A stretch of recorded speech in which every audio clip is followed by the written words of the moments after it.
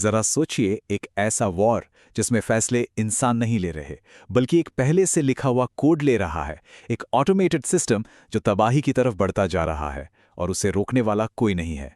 ये अमेरिका और ईरान के बीच चल रहे कॉन्फ्लिक्ट की वो सच्चाई है जो दुनिया की नज़रों से छिपाई जा रही है। तो चलिए इस डिजिटल वॉर के पीछे के इस रहस्य को समझने की कोशिश करते हैं। अब देखिए, शांति की बात करेगा कौन जब शांति का रास्ता बनाने वाले ही रास्ते से हटा दिए गए हों। ईरान में जो लीडर्स थे जैसे कि लारिजानी, जो शायद सुलह का कोई रास्ता निकाल सकते थे, वो अब है ही नहीं। तो सवाल ये उठता है कि क्या ये जंग अब किसी इंसान के कंट्रोल में है भी, या फिर ये बस एक ऐसे प्रोग्राम पर चल रही है जिसे कोई रोक ही नहीं सकता। मतलब अब ईरान को कोई जिंदा लीडर नहीं, बल्कि एक ऑटोमेटेड सिस्टम चला रहा है जिसका नाम है मोसाएग। आप इसे ऐसे समझिए कि एक ऐसी स्क्रिप्ट है जो ईरान के टॉप लीडर्स ने मरने से पहले लिखी थी, और इसमें साफ साफ लिखा है कि अगर हम पर हमला होता है तो बिना कुछ सोचे समझे ये कदम उठाने हैं। और जब फैसले एक मशीन ले रही हो तो फिर बातचीत की कोई गुंजाइश बचती ही नहीं है। तो इस ऑटोमेटेड लड़ाई के बीच दुनिया को दिखाने के लिए अमेरिका ने एक कदम आगे बढ़ाया, एक पीस प्रपोजल। लेकिन सवाल यह है कि क्या यह वाकई शांति की कोई कोशिश थी, या फिर इस शतरंज के खेल की कोई बहुत ही सोची समझी चाल। अमेरिका ने सीज़फायर के लिए कुछ शर्तें रखीं जो आप अपनी स्क्रीन पर देख सकते हैं। पर इसमें दिलचस्प बात यह है कि ये तो वही शर्तें हैं जो जंग शुरू होने से पहले भी थीं।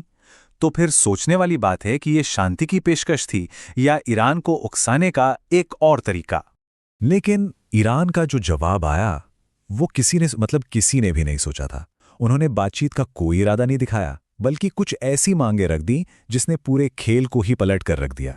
जरा इन मांगों को देखिए, ये किसी हारते हुए देश की शर्तें लग रही हैं? नहीं, ये तो एक ऐसे देश की शर्तें हैं जो ये दिखा रहा है कि देखिए, हमारे पास अब खोने के लिए कुछ बचा ही नहीं है।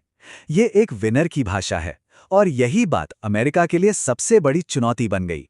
तो जब दुनिया की सबसे बड़ी सुपर पावर का इस तरह मजाक उड़ाया जाए तो वो क्या करती है?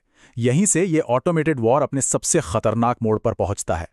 प्रेसिडेंट ट्रंप ने इस शतरंज के खेल में अपना, कह सकते हैं कि फाइनल मूव चला। उन्होंने इस पूरे कॉन्फ्लिक्ट पर एक टाइमर लगा दिया, सिर्फ 48 घंटे। एक ऐसा अल्टीमेटम जिसके बाद शायद वापसी का कोई रास्ता नहीं था। और देखिए, ये कोई मीडिया रिपोर्ट नहीं थी, ये अमेरिकी प्रेसिडेंट की सीधी सीधी धमकी थी। निशाना एकदम साफ था, ईरान का पावर ग्रिड, मतलब पूरे देश को अंधेरे में डुबोने की धमकी। 48 घंटे, पूरी दुनिया की सांसें जैसे रुकी हुई थीं, और ये टाइम अब खत्म होने ही वाला है। लेकिन ईरान का जवाब किसी ने सपने में भी नहीं सोचा था।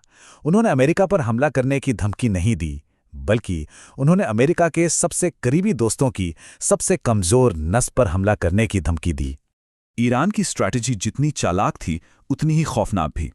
उन्होंने कहा, अच्छा तुम हमारी बिजली बंद करोगे, ठीक है, हम सऊदी अरब और यूएई का पानी बंद कर देंगे। और ये वो पानी है जो समुद्र के पानी को साफ करके बनाया जाता है, और एक रेगिस्तान में ये पानी तेल से भी कहीं ज्यादा कीमती है। बिना पानी के ये देश कुछ ही दिनों में घुटने टेक देंगे। ये आंकड़ा देखिए, 7.2 ट्रिलियन लीटर। इतना पानी हर साल खाड़ी के देश समुद्र से निकालते हैं अपनी जरूरतें पूरी करने के लिए। और अब ये सब खतरे में था। अचानक अमेरिका के अपने ही दोस्त, अपने ही एलाइज उससे पीछे हटने की भीख मांगने लगे।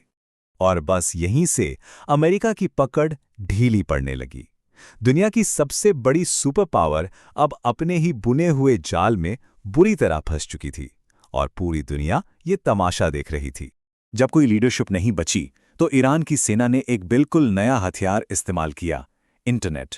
उन्होंने अमेरिका का मजाक उड़ाने के लिए एक ऐसा ऑनलाइन कैंपेन चलाया, एक ऐसा साइकोलॉजिकल वॉर छेड़ दिया जिसने अमेरिकी सरकार को पूरी दुनिया के सामने शर्मिंदा कर दिया। और अब तो दुनिया भर का मीडिया खुलेआम अमेरिका से सवाल पूछ रहा था। जो प्रेसिडेंट शांति के दूत होने का दावा कर रहे थे, अब उनसे ये पूछा जा रहा था कि भाई आपके 16 फाइटर जेट्स कैसे मार गिराए गए। और इस सवाल का किसी के पास कोई जवाब नहीं था। लेकिन असली प्रेशर बाहर से नहीं, अंदर से आ रहा था। अमेरिका के अपने ही नेता अब इस जंग के खिलाफ खुलकर बोलने लगे थे। ये आग अब घर तक पहुंच चुकी थी। और ये सवाल किसी विपक्षी नेता ने नहीं, बल्कि खुद रिपब्लिकन पार्टी की ही एक मेंबर ने पूछा था। मतलब अब ये जंग ट्रंप के लिए सिर्फ एक बाहरी सिरदर्द नहीं रही थी, बल्कि एक घरेलू पॉलिटिकल क्राइसिस बन चुकी थी। तो अब हम इस कहानी के उस मोड़ पर आ गए हैं जहां से कोई भी कदम सिर्फ तबाही की ओर ही ले जा सकता है। एक ऐसा युद्ध जिसे शायद कोई जीत ही नहीं सकता। यही इस ऑटोमेटेड वॉर का सबसे बड़ा खतरा है। एक तरफ है अमेरिका, जो दुनिया के सामने अपनी बात से पीछे नहीं हट सकता, और दूसरी तरफ है ईरान, जिसे लगता है कि अब उसके पास खोने के लिए कुछ भी नहीं बचा है। तो सवाल यही है, जब वो 48 घंटे पूरे होंगे तो दुनिया क्या देखेगी? एक ऑटोमेटेड वॉर का अगला कदम क्या होगा? इसका जवाब किसी के पास नहीं है, और शायद यही सबसे बड़ी पहेली है।